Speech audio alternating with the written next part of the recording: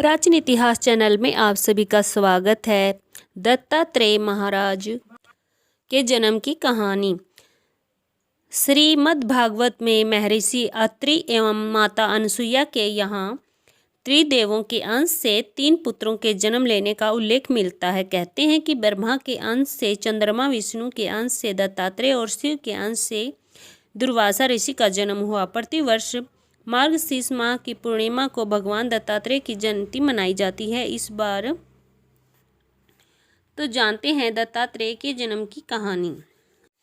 जब हम भगवान दत्तात्रेय का चित्र देखते हैं तो उनके 3 मुख और 6 हाथ नजर आते हैं। 3 मुख ब्रह्मा, विष्णु और महेश की तरह हैं। दाएं 3 हाथों में से एक में शंख, दूसरे में त्रिशूल और तीसरे हाथ में वरदान मुद्रा है। बाएं 3 हाथों में से पहले में चक्र, दूसरे में डमरू और तीसरे में कमंडल उनके हाथ में है।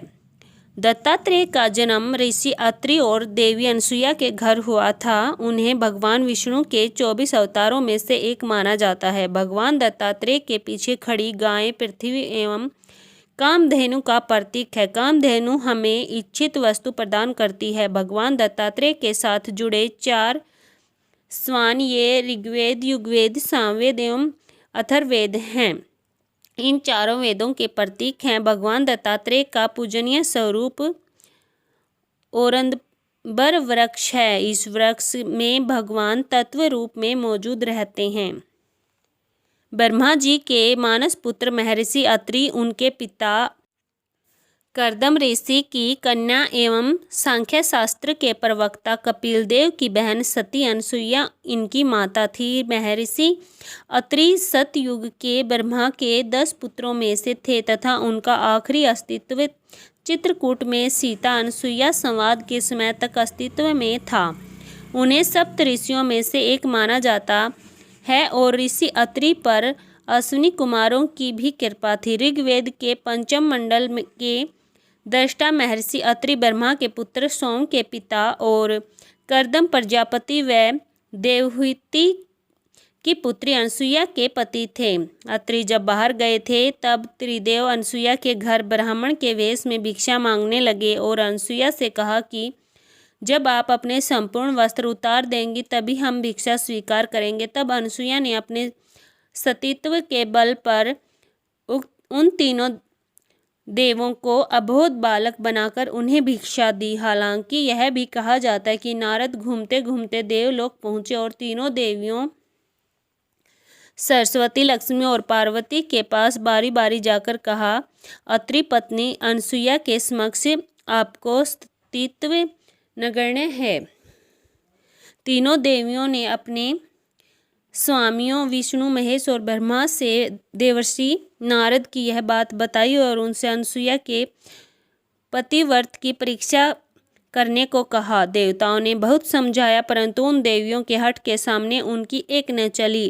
अंततः साधु वेश बनाकर वे तीनों देव अत्रि मुनि के आश्रम में पहुँचे। महर्षि अत्रि उस समय आश्रम में नहीं थे। अतिथियों को आया देख देवी अनसुईया ने उन्हें प्रणाम कर अर्घ्य कंदमूल अर्पित किए, किंतु वे बोले, हम लोग तब तक आतिथ्य स्वीकार नहीं करेंगे जब तक आप हमें अपने गोद में बिठाकर भोजन नहीं कराती। यह बात सुनकर प्रथम तो देवी अनसुईया अवाक रह गई, किंतु आतिथ्य धर्म की महिमा का लोप न जाए इस दृष्टि से उन्होंने नारायण का ध्यान किया, अपने पति देव का स्मरण किया और इसे भगवान की लीला समझकर वे बोली, यदि मेरा पतिव्रत धर्म सत्य है तो यह तीनों साधु 6 मास के शिशु हो जाएं। इतना कहना ही था कि तीनों देव 6 मास के शिशु हो रुदन करने लगे।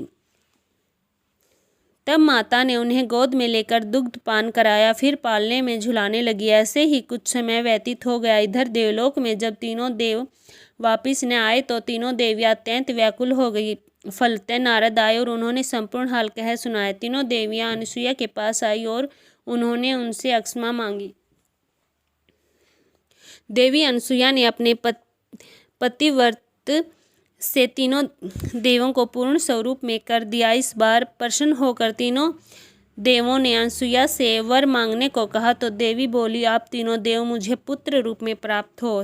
तथास्तु कहकर तीनों देव और देवियाँ अपने अपने लोक को चले गए।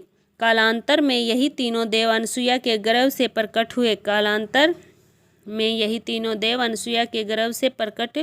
हुए। ब्रह्मा के अंश से चंद्रमा, शंकर के अंश से दुर्वासा और विष्णु के अंश से दत्तात्रेय श्री विष्णु भगवान के ही अवतार हैं और इन्हीं के